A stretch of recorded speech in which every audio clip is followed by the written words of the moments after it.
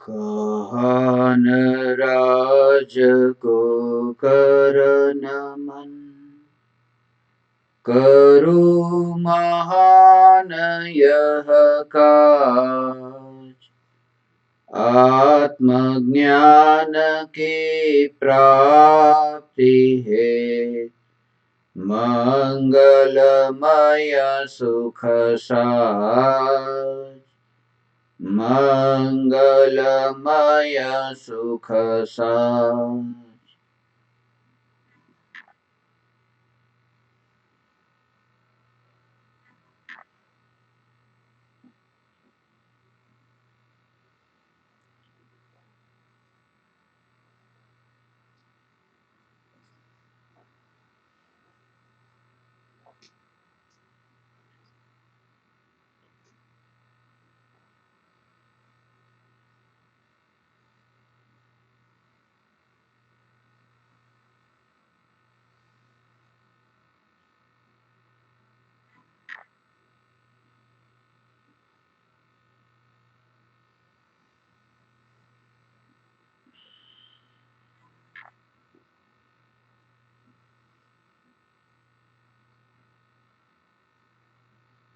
चैतन्य स्वभावी भगवान आत्मा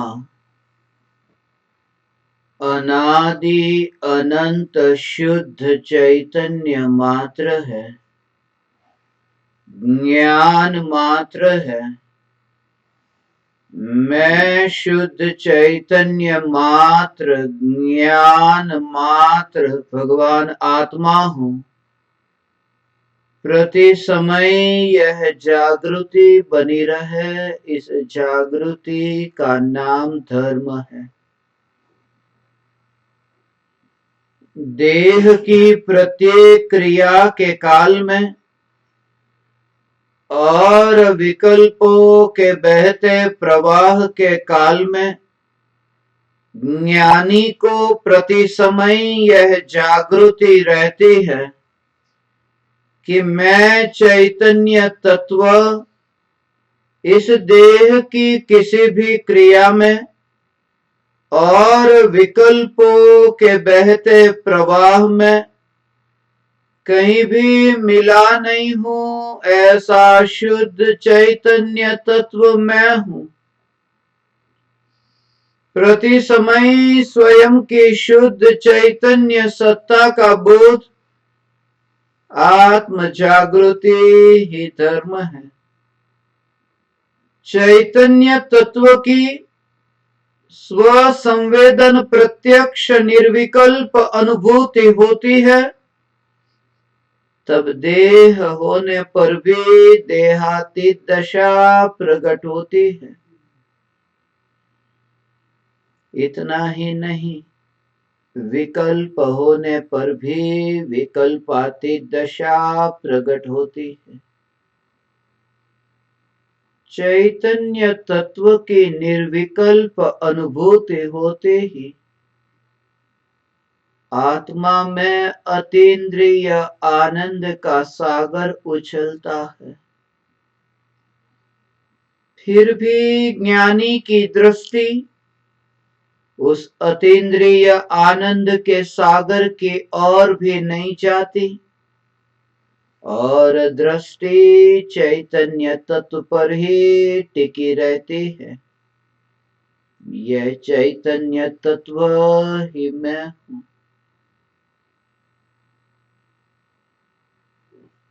चैतन्य तत्व की निर्विकल्प अनुभूति होते ही ज्ञान दीपक प्रज्वलित होता है।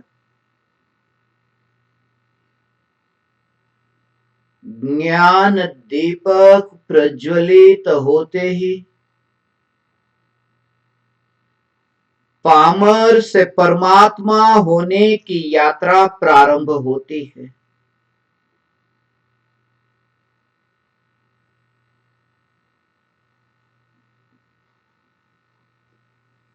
पल पल पलटते पामर परमात्मा।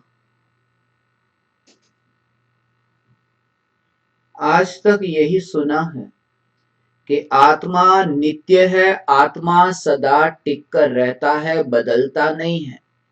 जैसा है ऐसा ही आत्मा का स्वरूप है, जो अनादि से था, अनंत काल तक ऐसा ही रहेगा। ये दृष्टि समझनी जरूरी है कि आत्मा पलटता भी है, पल पल पलटता है, क्योंकि आत्मा के जो परिणाम है, जो भाव है, जो अवस्था है, जो पर्याय है, दशा है, स्थिति है, हालत है, वो परिणमन पल पल पलटता है। और बदलना ये परिणामों का स्वभाव है। इसलिए कभी कभी आप देखो, किसी व्यक्ति के प्रति आपको इतना प्रेम का भाव उत्पन्न होता है और उसी व्यक्ति के प्रति इतना द्वेष कि उसका चेहरा भी देखना नहीं चाहते, उसका नाम भी सुनना नहीं चाहते।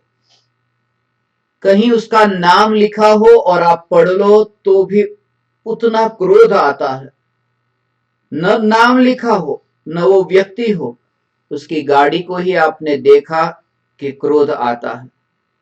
कभी उस व्यक्ति के बिना जिंदा नहीं रह पाते थे, ऐसा लगता था, और ये भाव बदल जाते हैं, पलट जाते हैं।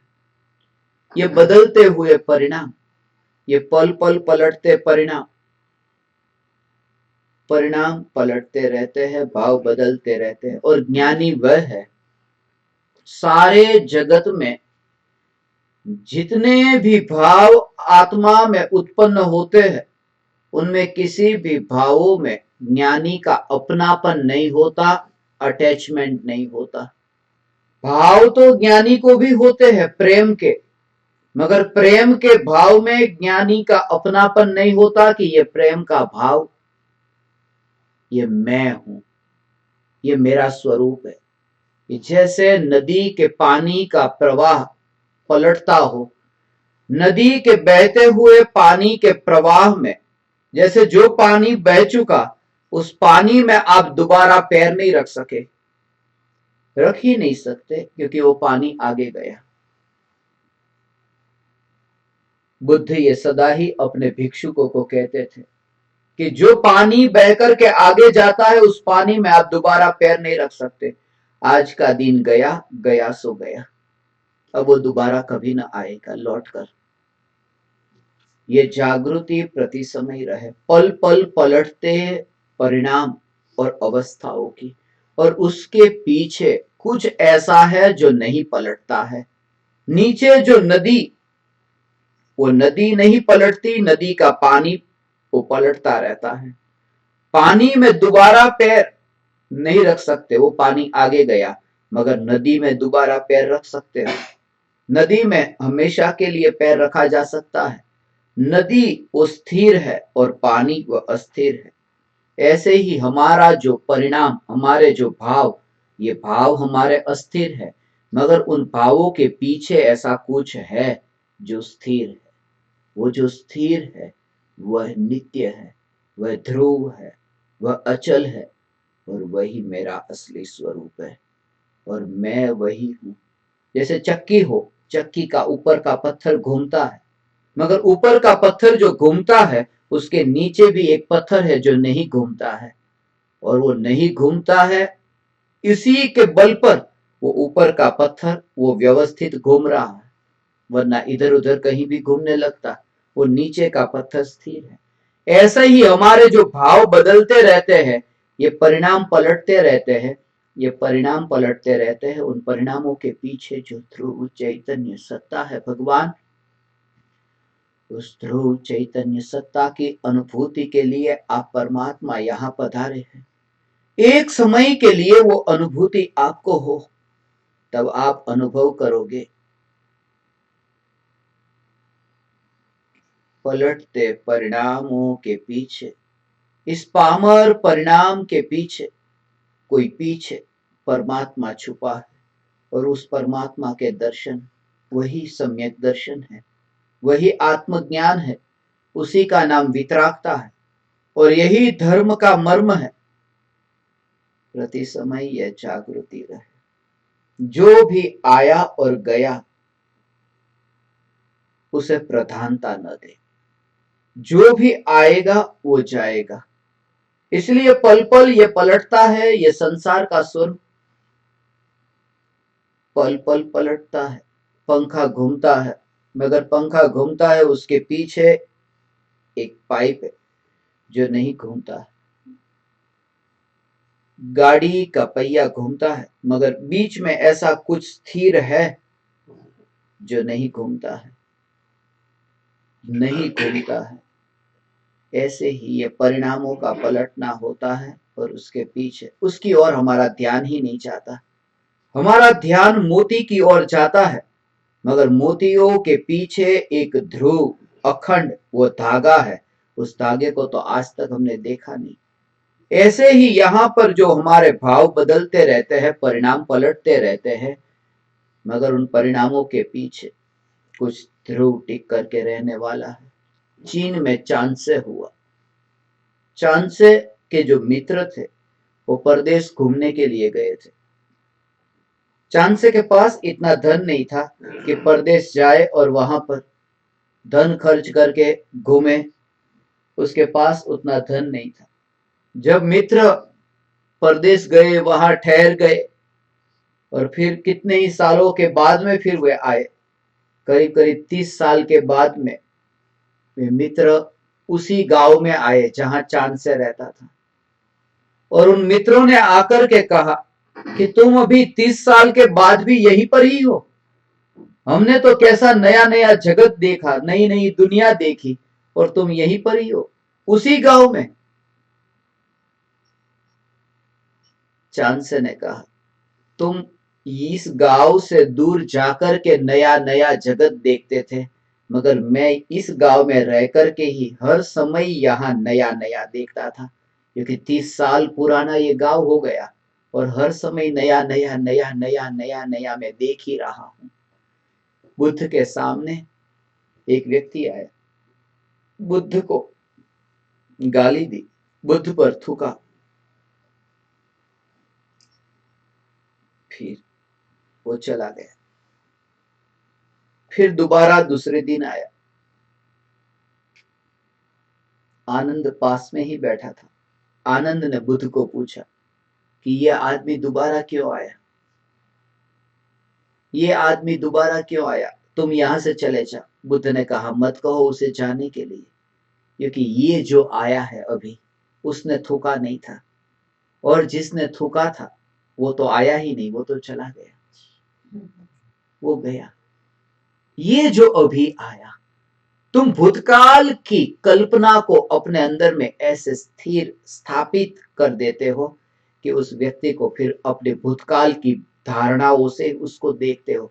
इसलिए तो वो दृष्टि तुम में प्रकट नहीं होती कि ये आत्मा में भी परमात्मापना प्रकट हो सकता है। और इसलिए ये बात मैं आपसे कहता हूं कि किसी भी आत्मा को परिणामों की, भावों की दृष्टि से न देखे। भाव बदल जाते हैं, परिणाम पलट जाते हैं। उन परिणामों के पीछे टिक कर के रहने वाला है जो ध्रुव है।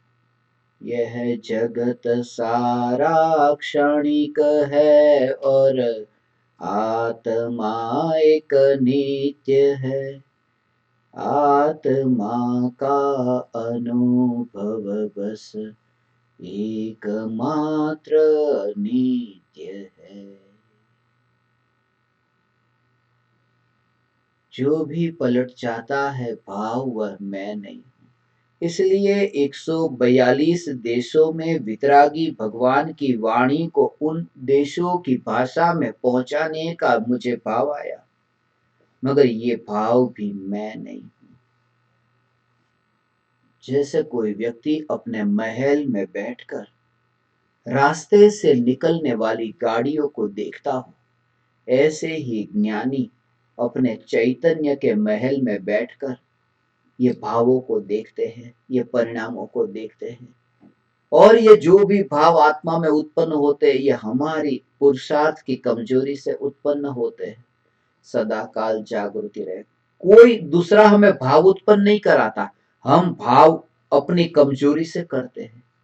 उसके पीछे भी गहरा भाव है। जैसे कि अभी एक माँ को अपने बेटे में बहुत प्रेम है, तो बेटा इतना सुंदर है इसलिए बेटे में प्रेम है, ऐसा मत समझना। वो माँ को जो प्रेम है वो माँ के आत्मा में, वो बेटा सामने है और प्रेम का भाव आत्मा में उत्पन्न होता है, वो बेटे के कारण नहीं होता है, बेटे के कारण नहीं होता है। वो पूर्व भव से माँ के आत्मा में ही वो भाव कैरी फॉरवर्ड होकर के आया है और वहां वो बेटा मिल गया तो उसमें प्रेम कर लिया। माँ को बेटे से कोई लेना देना नहीं है, बेटा तो सामने निमित्त बन गया है, मगर माँ के अंदर वो भाव पहले से ही था।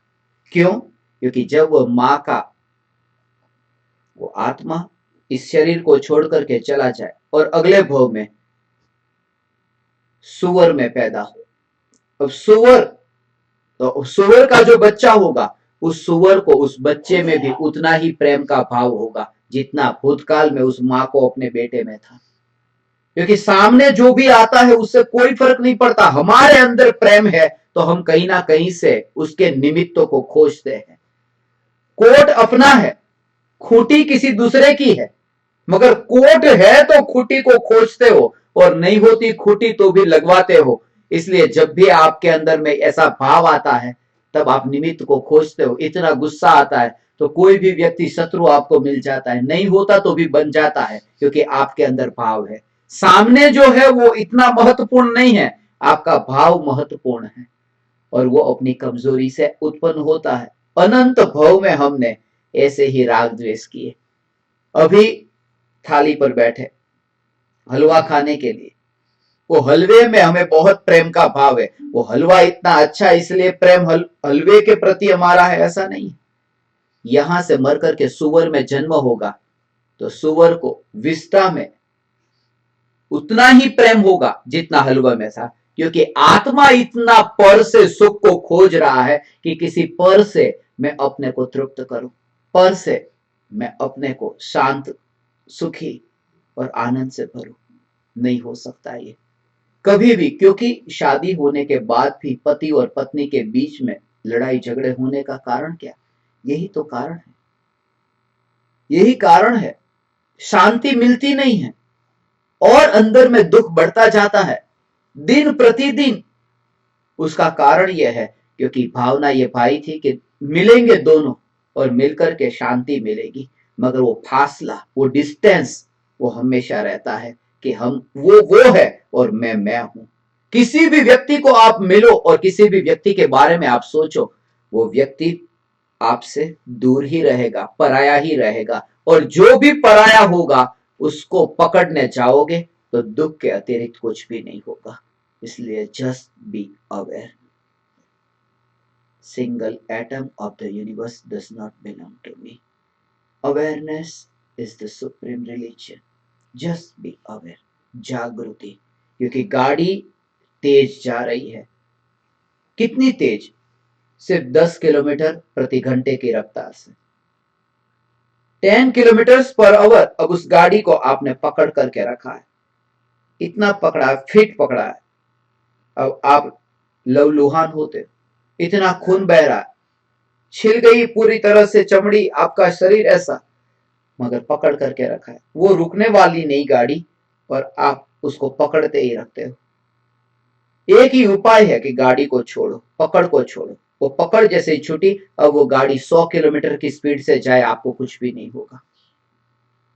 तो जितने भी मोह का भाव है, अटैचमेंट का भाव है, वो वस्तु तुम्हारे पास आई है, हमेशा के लिए नहीं आई, वो जाने ही वाली है। आई है वो जाने के लिए आई है। हम पानी पीते हैं, पानी बाहर से आता है, बाहर जाता है। हम भोजन करते, भोजन बाहर से आता है, बाहर जाता है। हम हवा सांसें लेते, सांसें बाहर से आती है, बाहर जाती है।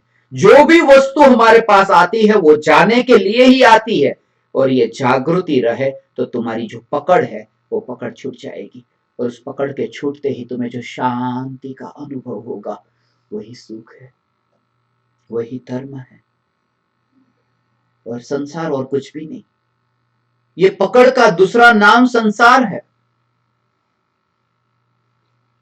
रहेंगे परिवारजनों के बीच में, पत्नी के बीच में, पति के बीच में, पुत्र के बीच में, सबके साथ में आप रहते हो, मगर अंतर में एक क्षण को भी ये बेहोशी न आए, कि बेहोशी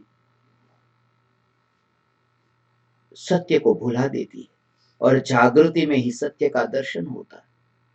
हम ये कहते हैं कि ये मां के प्रति मुझे बहुत प्रेम है, मां कहती है कि बेटे के प्रति मुझे प्रेम है। मां को बेटे के प्रति प्रेम है तो बेटे के शरीर के प्रति प्रेम है या आत्मा के प्रति प्रेम है? कभी आपने सोचा ये शरीर के प्रति प्रेम है या आत्मा?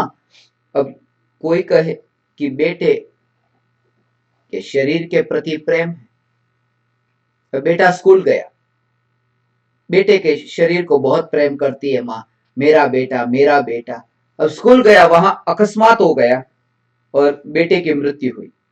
अब लाश घर पर आई, अब वही शरीर वही अंग सामने है मगर प्रेम नहीं रहा, जलाओ इसे, अग्नि संस्कार।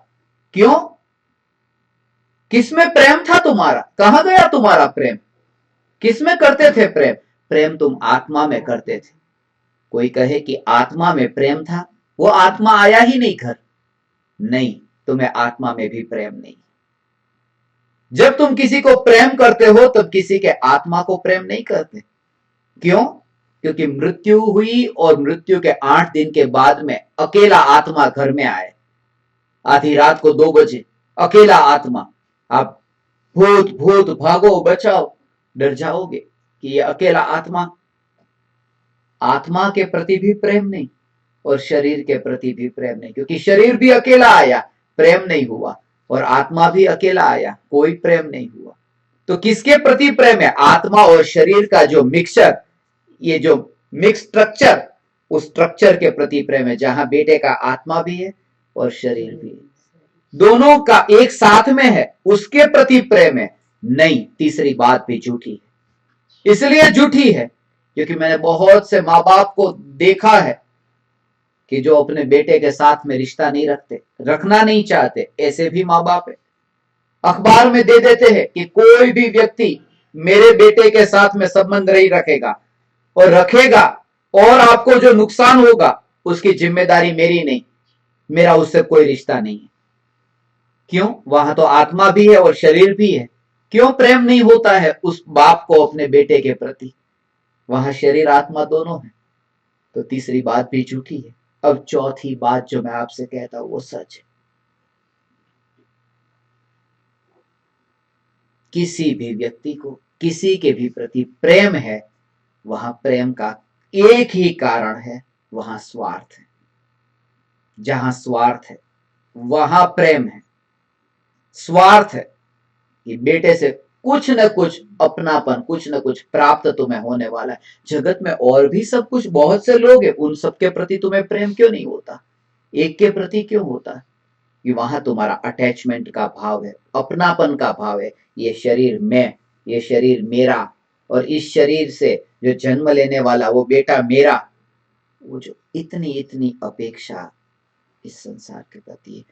प्रेम का ही दूसरा नाम स्वार्थ है, और निस्वार्थ का दूसरा नाम वितरागता है। जहां कोई स्वार्थ नहीं रहा जगत से कुछ लेने को ही नहीं रहा, at that moment your attention will be diverted automatically towards your soul.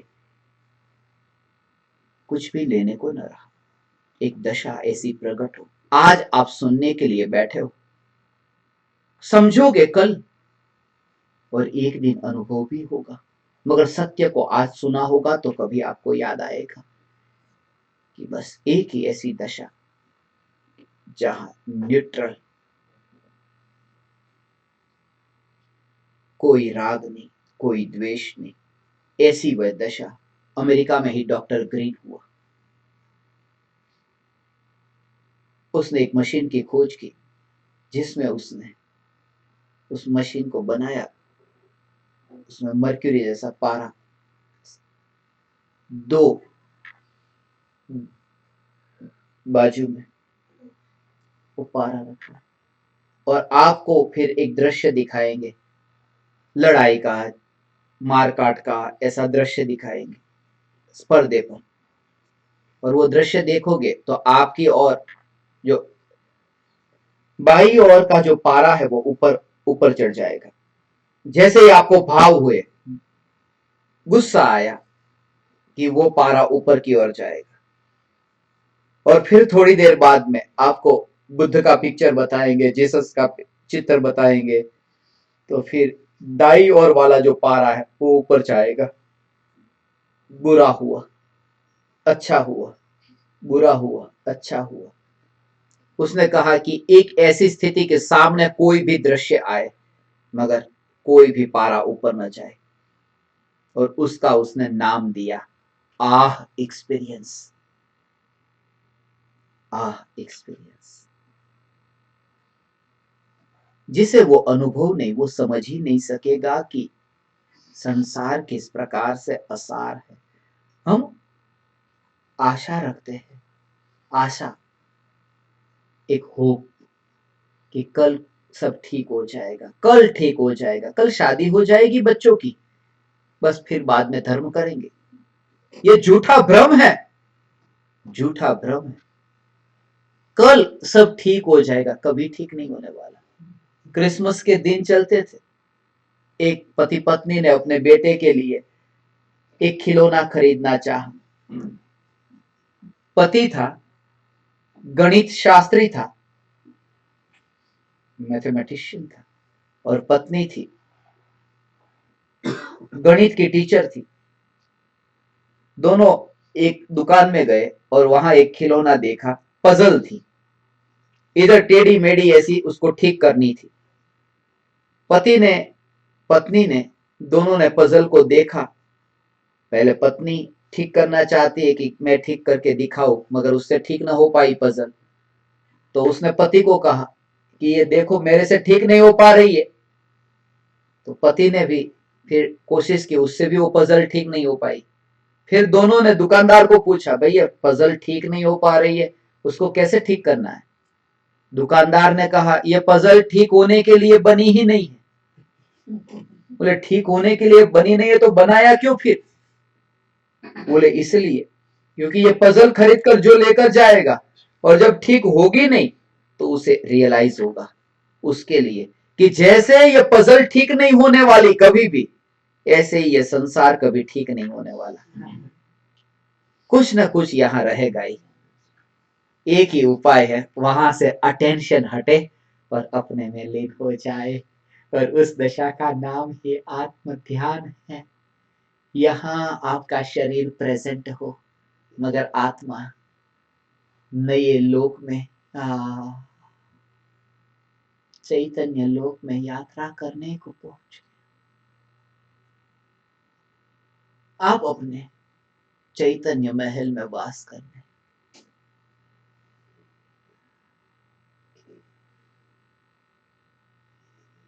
ऐसी वो दशा, out of the body, and you will realize this body is your neighbor, Ashwal's neighbor. You have that ability to attain the self-realization, and you can feel it. कोई भी परिणाम, कोई भी भाव सदा काल न रहेगा। पलटते हुए को सदा काल टिका करके रखने का जो भाव है वही संसार। पलटेगा। पहले आपकी पत्नी आपको ज्यादा प्रेम करती थी और फिर वो पत्नी ने प्रेम करना कम कर दिया, तो आप शिकायत करते हो कि पहले इतना प्रेम और अब प्रेम करना कम क्यों कर दिया? मेरी पत्नी अच्छी नहीं। पत्नी का प्रेम बहुत कम हो गया। पत्नी का प्रेम कब हो गया? आश्चर्य मत करना इससे कि प्रेम कम हो गया, होगा ही होगा, एक सा नहीं रहेगा। क्योंकि ये बात सदा याद रखना कि पेड़ की जो छाया है वो पेड़ की छाया कभी एक सी नहीं रहती, बदलती रहती है। सुबह पेड़ की छाया लंबी है, दोपहर में छोटी, शाम को लंबी। तो ये जो पेड़ की छाया है वो बदलती ही रहती है, एक सी नहीं रहती। इसका कारण यह है कि पेड़ भी सदा एक सा नहीं रहता। पेड़ जैसा पेड़ भी सूख जाता है, नष्ट हो जाता है, तो पेड़ की छाया कहाँ रहेगी एक से? पेड़ भी एक सा नहीं रहता तो पेड़ की छाया कैसे रहेगी? पत्नी का शरीर, पत्नी भी वो जल करके राख होने वाली है। जब पत्नी ही नहीं रहने वाली तो पत्नी का प्रेम कैसे रहेगा? नहीं रहेगा। पेड़ ही नहीं रहेगा तो पेड़ की छाया कैसे रहेगी? और इस सत्य को जो समझ करके बैठा है, एक बार यदि आपको ऐसा अनुभव हो जाए, उस अनुभूति का नाम ही धर्म है। आत्मानुभूति ही परम धर्म है। आप परमात्माओं को ऐसी अपूर्व दशा प्रकट हो। पल पल पलटते संसार का ये स्वरूप है। बुढ़ापे में नहीं कर पाओगे धर्म, देखते हो ना, नहीं मिलेगा अवसर। थोड़ा तुम सुनो चैतन्य परमात्मा के बारे में, नहीं हो पाएगा। अभी इंद्रिय, अभी शरीर में शक्ति है, अभी कर सकते हो। भगवान की मूर्ति को देखो, जवानी की ही मूर्ति, बुढ़ापे की भगवान की मूर्ति कहीं देखते नहीं। वो यही कि तुम्हारे पास, मुझे बहुत से लोग कहते हैं कि आपने इतना जल्दी धर्म करना क्यों चालू कर दिया? बचपन में 7 बरस से इतना जल्दी? 80 साल के दादी मां मुझसे कहते बहुत जल्दी शुरू कर दिया। मैं उनसे कहता हूं आपने बहुत देरी की, बहुत देरी की, समय बीत गया। अर्ध मृतक सम बूढ़ापन हो, आधा मर गया ऐसा बुढ़ापा आया, मगर तुम्हें कभी लगा ही नहीं कि शरीर की शक्ति का जरूरत है आत्म साधना के लिए। फिर वापिस लौटने का अवसर न मिलेगा। इसलिए अभी से ही ये अमूल्य जो मनुष्य जीवन मिला है, उस मनुष्य जीवन में अभी से सदुपयोग करके जागृति, आत्म जागृति के प्रयोग।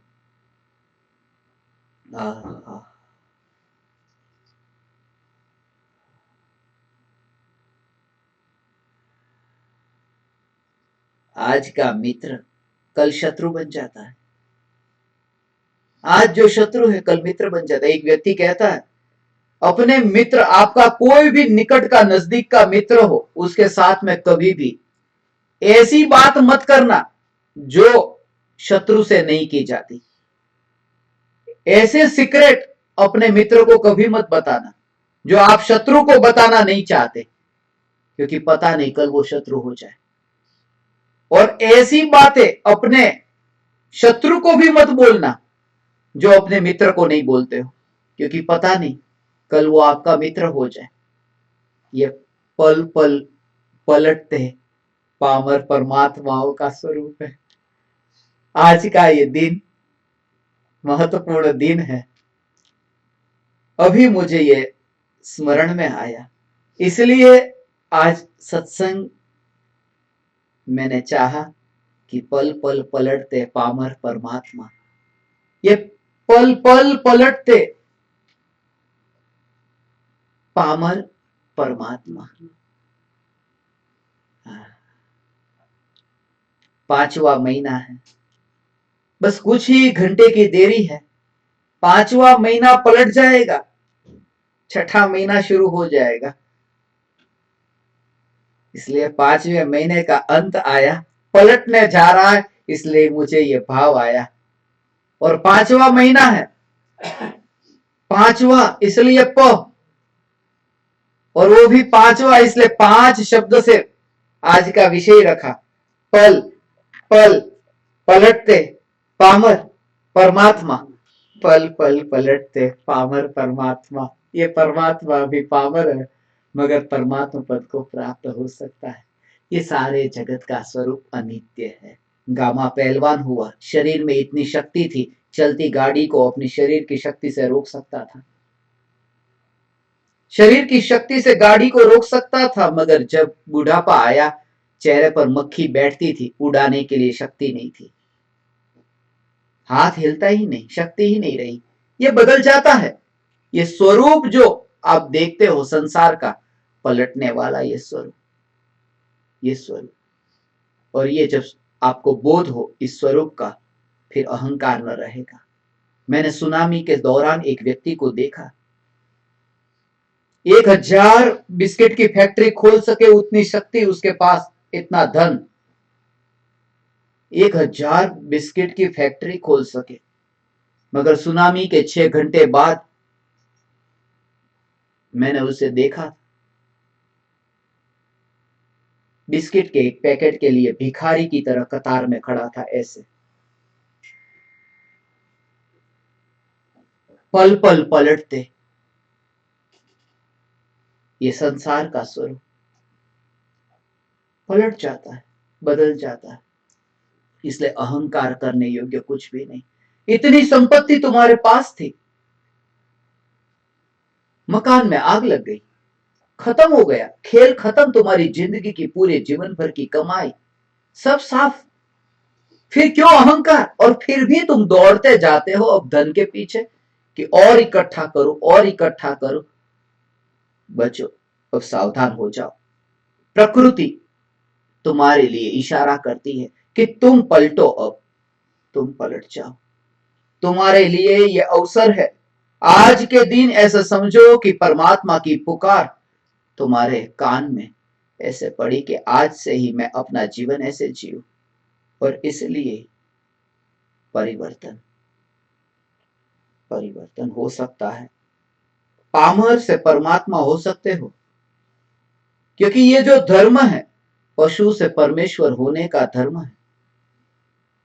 महावीर भगवान शेर की अवस्था में थे, शेर में से महावीर की जो यात्रा, शेर से महावीर की यात्रा। पारसनाथ भगवान हाथी के भव में थे, हाथी से पारसनाथ की यात्रा, पशु से परमेश्वर की यात्रा ये हो सकती है। इसलिए किसी भी व्यक्ति को उसके भावों की दृष्टि से न देखे, बदल जाएगा, पलट जाएगा। एक व्यक्ति नाई की दुकान पर पहुंच गया और उसे नाई की दुकान पर जाकर के कहा कि लाओ 50 पैसे। उस नाई ने कहा, किसके 50 पैसे, किस लिए, क्यों? बोले, कल ही मैं यहां से अनाज लेकर गया था और 50 पैसे तुम्हारे पास में खुले नहीं थे। तुमने कहा कि कल ले जाना, तो आज आया हूं लेने। उसने कहा, भाई नहीं, मेरी दुकान से नहीं ले गए। बोले कि अच्छा, झूठ बोलते हो, इतना झूठ कि बिजनेस भी बदल दिया। मेरे 50 पैसे के कारण तुमने अनाज बेचने का व्यापार बंद करके नाई का बिजनेस चालू कर दिया। उस व्यापारी ने, उस नाई ने कहा, जो इसकी दृष्टि में तो वो व्यापारी ही था, झूठ बोलते हो तुम, क्या प्रमाण है? बोले, प्रमाण प्रमाण ये भैंस सामने बैठी, दुकान के सामने भैंस बैठी थी। बोले, मुझे पक्का पता था कि जिस भैंस जहां बैठी हो उसके सामने जो दुकान है वहां से ही मुझे कल 50 पैसे लेकर के जाना है, और कल भैंस बैठी थी यहां सामने। चिन्ह लक्षण कुछ ऐसा बनाया जो पलट जाता है, बदल जाता है, फिर पहचान नहीं पाओगे उस सत्य को। ऐसे ही हमारे भाव है। वो व्यक्ति कौन? वो पापी नहीं, दोबारा तुम्हारे सामने आएगा, परमात्मा होकर आएगा। तुम जिसे पापी कहते हो, तुम जिसे पापी कहते हो, ये आज मांस भक्षण करने वाला मांस की दुकान पर बैठा है। भगवान, मेरी इन बातों को गहराई से समझने का प्रयास करना। ऐसा जो व्यक्ति जो मांस की दुकान पर मांस बेच रहा है, इसलिए मैं आपसे कहता हूं, जो भी मैं आपको बताऊंगा, कि ऐसे मांसाहारियों को भी मैंने कंधे पर हाथ रख करके प्रेम से, वात्सल्य से उन्हें समझाया है। उनसे नफरत नहीं की कि तुम पापी, परिवर्तन आ सकता है, ट्रांसफॉर्मेशन हो सकता है, परिवर्तन आ सकता है। मांस की दुकान पर बैठा और ऐसा वह चीज, आप निकले, आपने देखा, देखो कैसा पापी, कैसा पापी मांस बेचता है। मांस के चारों ओर मांस है, चारों ओर मांस है। एक बहन जी मुझसे कह रहे थे कि एक मांस बेचने वाले व्यापारी को मैंने देखा, कितना बड़ा पापी, मेरे साथ में गाड़ी में ही बैठे थे, कितना बड़ा पापी, वो कहीं पार्टी के लिए जा रहे थे और मुझे लिफ्ट दे रहे थे। और वो क्या कर रहे थे, वो मेकअप और लिपस्टिक कर रहे थे। तो लिपस्टिक करते करते सामने आईना था और ऐसे देखते, वो एक ऐसा पापी वहां पर मांस की दुकान पर बैठ करके, कैसे कैसे लोग। तो मैंने उनसे कहा, वो मांस की दुकान पर मांस के साथ बैठा था, मांस को लिपस्टिक तो नहीं कर रहा था, मांस को मेकअप तो नहीं कर रहा था। कभी तुम्हें विचार भी आता है कि मांस को श्रृंगार किया जाता है, मांस को ही सजाया जा रहा है? कभी विचार ही नहीं आता, क्योंकि बेहोशी ये भुला देती है, बेहोशी सत्य को भुला देती है। इसलिए तो हम बेहोश होना चाहते हैं जानबूझकर, शराब पी करके। शराब पीते हैं, बेहोश हो जाते हैं, और बेहोशी में ही आनंद आता है।